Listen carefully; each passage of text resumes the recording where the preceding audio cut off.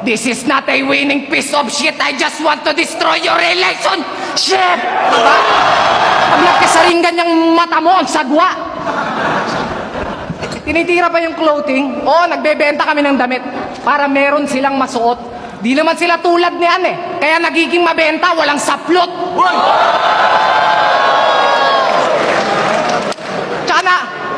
Tsaka napansin nyo ba? Puro mga dati kong linya yung pinupuna. Sige, ikaw na rebuttal king. Puta, biruin nyo, tapos na yung battle. Nire-rebat niya pa? Shay! Tangina, tunog pa lang pambakla na, mukha ka pang lesbi. Gusto mo pala ng cute name eh. Di mo ginawang girly o kaya lovely. Puta, Shay! Sheena, hey pa? Kumbis ka yata sa gender. Kumbis ka yata sa gender. Kaya ang pagiging male mo, kaya wag mo nang itanggi, sir. Kaya ang pagiging male mo, mali. Supot lahat ng battle. Di pa tuli. Kaya pala, trip na trip mo si Abra, si Apex at ako. Magaling kang pumili. Galing ka nga sa tamod ni Looney kasi meron ka pa sa labi. Puta lande. O siya, para maiba. Alam niyo po bang si Ann Mateo, nag-medic siya? Opo, totoo. Itanong niyo pa sa kanya. Di ba medic siya? Medic siya.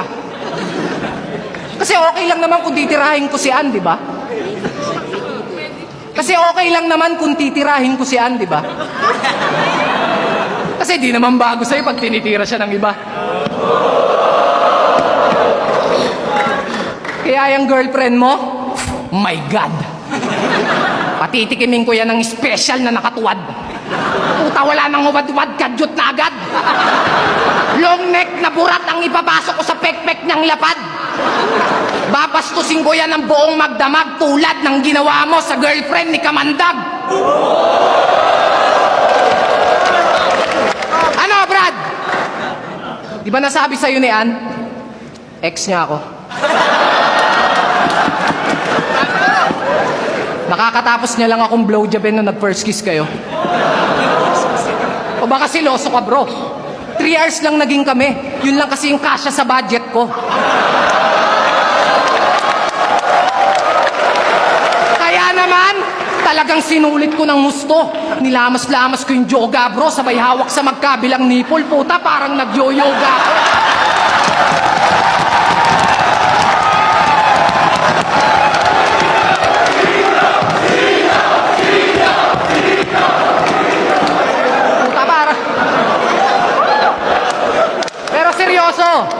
Bilib ako sa relasyon nyo. Nagmamahalang adik at pokpok. Bagay na bagay nga kayo ni Ann. Isang runner at pawok.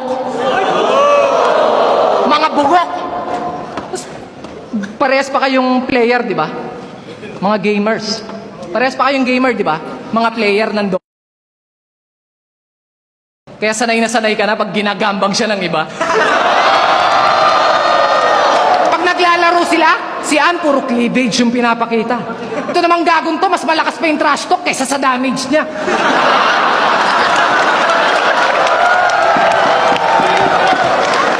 Pero ang tanong, na first blood mo ba?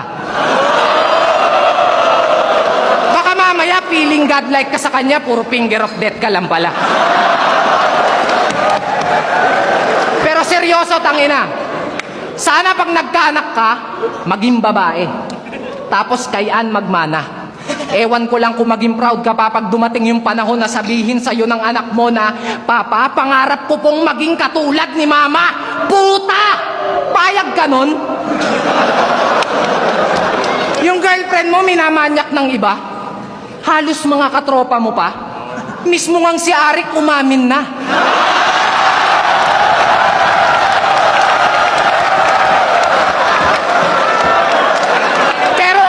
Lang daw yun sa kanya. Kasi ang motto niya, at least hanggang Jakul lang naman sila. Putay, hindi mo na nga dapat kinusinte. Ipinagmamalaki mo pa. Proud na proud siguro yung tatay mong pastor sa kanya. Di ka pa rin maiwan-iwanan ni Ann kahit alam niyang binubugaw mo na siya. Para maging mabenta, bagsak presyo ang laman. Mura. Yan ang girlfriend niya.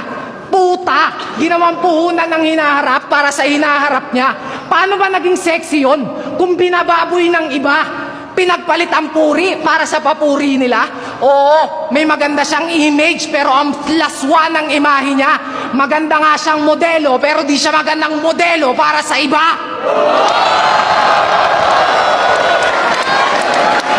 Ngayon tatanungin kita, kung masaya ba akong kabatel pag di ako nagpapatawa? O baka yung mga hurado magreklamo kasi yung tira ko hindi rekta kay Gago. Hindi naman kasi to battle eh, threesome to. Tsaka yung pagkapanalo, wala na akong balak makamit.